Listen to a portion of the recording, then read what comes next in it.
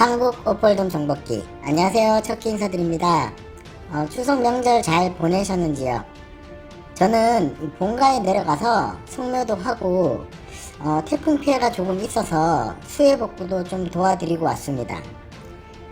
오늘 영상 찍기 전에 좀 부끄럽지만 제자 한 분을 소개해 드리려고 합니다. 9월 초쯤 연락 와서 이 수강료를 드릴 테니 홀덤을 좀 가르쳐 달라고 해서 제가 가르쳐는 드리는데 영상을 보시면 될 텐데 굳이 수강료까지 내면서 배울 필요가 있나요? 라고 물어보니 영상이 좀 목차로 인해서 체계적으로 강의를 한 게 아니라 그날의 주제로 영상을 찍다 보니 뭐부터 받아들이고 플레이를 해야 될지 감이 안 잡힌다라고 하시더라고요. 이 게임을 치기 전에 영상을 보고 오늘은 이렇게 플레이를 해야겠다 마음을 먹지만 긴 게임 시간 동안 너무 많은 상황들이 복잡하고 이걸 지켜서 하다 보면 저걸 까먹고 좀 혼돈이 온다고 하시더라고요. 그래서 그럼 수강료는 200을 받을 테니 오시라고 했습니다. 정말 현금으로 200을 뽑아 오셔서 200은 정말 배울 마음이 있는지 알아보기 위해서 한 얘기고 어차피 지출로 생각했던 금액이니까 수강이 끝나면 이 돈으로 게임 시드를 하시는 게 어떻겠냐고 말씀드렸습니다. 수업료라 생각하고 금액에 대해 위축되게 플레이를 하지 말고 다 잃어도 얻는 게 있을 거다라고 말씀드렸습니다. 수업은 하루에 1시간에서 2시간 정도 진행하고 10일 동안 진행하기로 했습니다. 하루하루 수업이 끝나면 게임은 하지 말고 제가 다니는 가게에 같이 가서 뒤에서 제가 핸들을 보여줄 테니 보면서 배우라고 했습니다. 뒤에서 보다가 궁금한 점이나 내가 왜 이렇게 플레이를 했는지 의문이 생기면 바로바로 얘기를 하면 제가 뒤로 나가서 설명도 해주고 이렇게 수업을 진행했습니다. 첫날에는 제 바로 뒤에 앉아서 플레이를 보다가 옆에 다른 핸디들이 불편해해서 뒤로 떨어져 있다가 플랍에 참여하는 판을 제가 카톡으로 제 핸들을 얘기해주고 와서 보고 참여 안 할 때는 뒤로 물러나 있고 이렇게 했습니다. 일단 이렇게 수업을 진행해보고 이 10일간의 수업과 수업이 끝난 후 현장 데뷔전까지 해서 추후에 영상으로 다시 소개해드리겠습니다. 저도 누군가에게 조언을 해봤지 이렇게 수업을 한다는 게 처음이라 부담되고 긴장도 되고 하는데 좋은 결과로 이어졌으면 좋겠습니다. 그럼 서로는 여기까지 하고 오늘 강의 영상은 저번 시간에 얘기했듯이 저만의 정해져 있는 판단에 대해서 몇 가지 소개해 드리려고 합니다. 저는 이 판단을 해야 되는 것들이 좀 디테일적으로 정해져 있습니다. 이 디테일적이라는 거는 똑같은 상황이어도 포지션에 따라서 아니면 상대 핸디들에 따라서 세부적으로 나눠져 있습니다. 세부적으로 설명하려면 너무 길고 많을 것 같아서 좀 몇 가지만 추려서 설명을 좀 드리겠습니다. 첫 번째로 이 프리플랍의 림프 후 나보다 뒷 포지션에서 오픈 레이즈가 나오면 폴드 OR 3벳입니다. 절대로 콜로 끊어서 이 포지션과 주도권을 다 내준 상태에서 플레이를 하지 않습니다.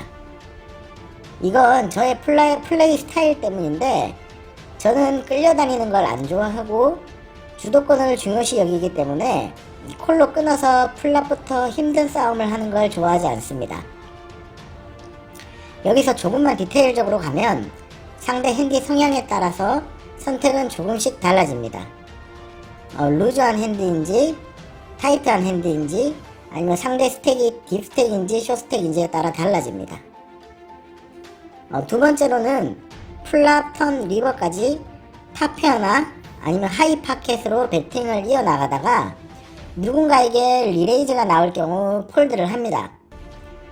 보통 이런 상황에서 폴드를 못해서 칩이 많이 상하는 경우가 많습니다. 이 한국 오폴덤에서는 이 리레이즈는 거의 블러핑이 없다고 봐야 됩니다. 외국에서 게임 칠 때는 배팅 사이즈가 팟의 30%, 많게는 팟의 50% 이렇게 배팅이 나오는데 한국에서는 거의 팟사이즈 배팅이 나오기 때문에 리레이즈는 최소 2페어 이상 봐줘야 됩니다. 한국 오프홀덤에서는 하이파켓이나 탑페어로 배팅하다가 리레이즈를 맞으면 거의 지고 있다고 보시면 됩니다. 간혹 쇼스택에서 비전 카드로 리레이즈 올인하는 경우도 있는데, 이것도 디테일적으로 스택 상황, 상대 핸디 성향에 따라서 조금씩 달라집니다.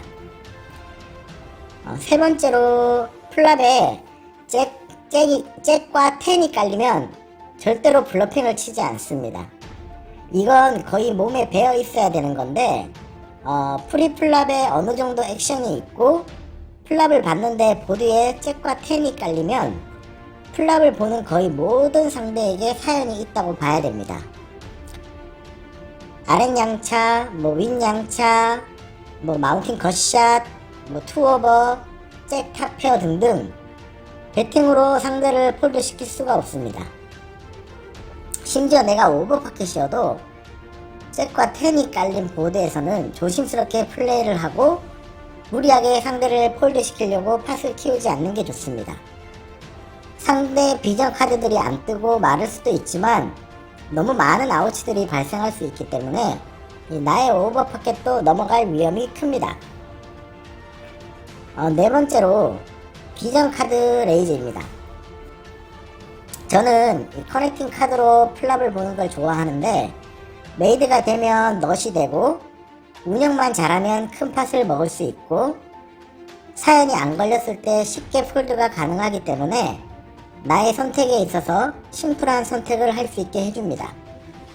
이 커넥팅 카드로 플랍을 봤는데 양차나 빵꾸 뽀뿔이 걸렸을 때 플랍에 거의 리레이즈를 합니다.